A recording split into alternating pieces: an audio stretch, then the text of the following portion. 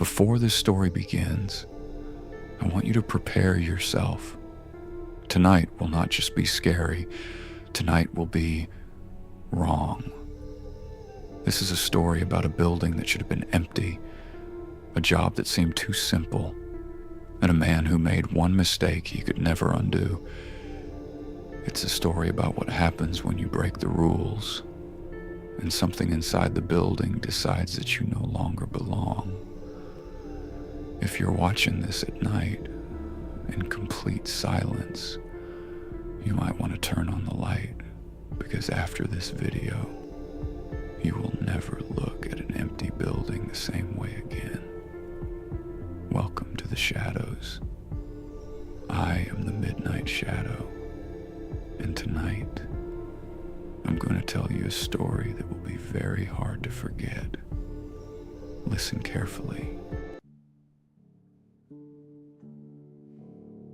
I took the job because I needed money.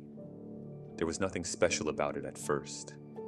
A night security position in an office building that was temporarily closed for renovations.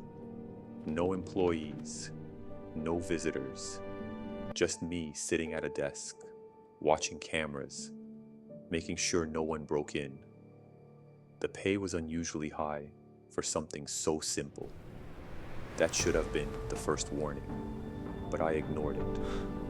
When you need money badly enough, you stop asking the kind of questions that might make you walk away. The building itself wasn't old, but it felt empty in a way that didn't make sense. Not just physically empty, but like something had been removed from it, as if the place was missing a layer of reality that other buildings still had. On my first night, the manager handed me a key card and a printed sheet of instructions. He didn't explain much. He just said, follow the rules exactly as written, don't improvise. Then he left. I remember thinking that was strange, but again, I didn't care enough to question it. I sat down at the security desk and looked at the paper. It wasn't a normal set of instructions. There were no emergency numbers, no procedures for fire or theft, just a list. Simple, direct, and very specific. The first few rules seemed normal enough. Lock all doors after midnight. Check each floor once per hour. Keep the cameras active. But then it started to get different. There was a rule about not using the elevator after 2 a.m. Another one about ignoring any sounds coming from the third floor after that same time. And one that made me stop reading for a moment. If you see movement on a camera where there should be none, do not investigate immediately. I remember sitting there, staring at that line, trying to decide if it was a joke. It didn't feel like one. Still, I shrugged it off. People write weird things. Maybe the previous guard had an overactive imagination. So I started my shift. The first few hours were completely normal. I walked through each floor, checked doors, looked into empty offices filled with covered furniture, dim emergency lighting. Nothing moved. Nothing made noise. Nothing felt wrong. By the time it was close to 2 a.m., I was relaxed, maybe even bored. That's when the building changed. It didn't happen all at once. There was no sudden sound or dramatic event.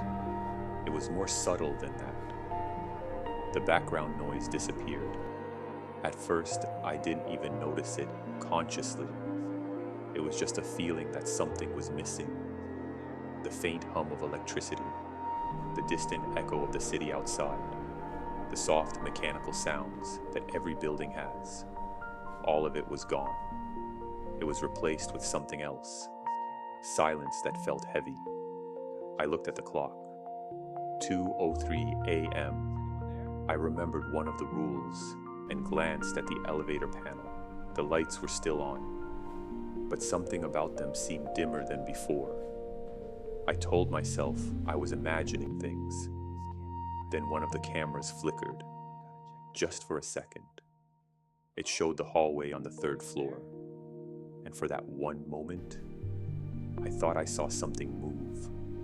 Not clearly, not enough to describe, just a shift, like a shadow changing position. I leaned closer to the screen, waiting for it to happen again. Nothing. I sat back, trying to calm myself down. It was probably a glitch. Old wiring, unstable connection, perfectly normal. But I couldn't ignore the rule I had read earlier. If you see movement on a camera where there should be none, do not investigate immediately. That line kept repeating in my head, so I stayed at the desk. I told myself I would wait a few minutes. Then I heard something. A soft sound from somewhere in the building. It wasn't loud enough to identify, but it was definitely there. A kind of slow, uneven noise, like something dragging lightly across the floor. I froze.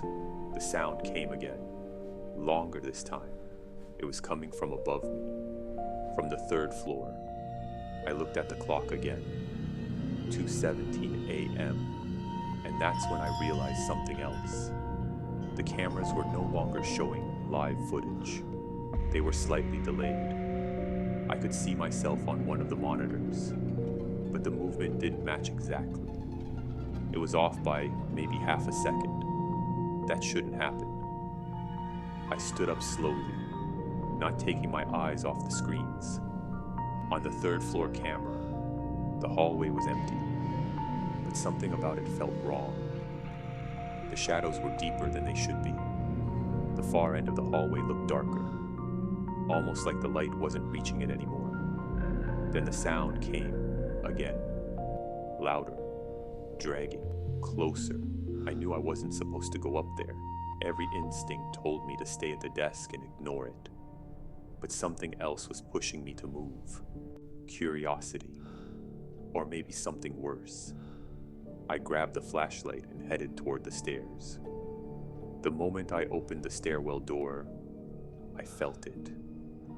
The temperature dropped. Not drastically, but enough to notice. The air felt still, like it hadn't been disturbed in a long time. And if you've listened all the way to this moment, thank you. If this story made you feel uneasy or made you think twice about empty buildings at night, leave a like and tell me in the comments, would you have gone up to the third floor after 2 a.m.? In the next video, I'll tell you another story that perhaps you shouldn't listen to alone. Subscribe to The Midnight Shadow and turn on notifications, because sometimes the scariest thing isn't what's hiding in the dark. It's realizing that the dark has been waiting for you to break the rules. Good night, if you still can.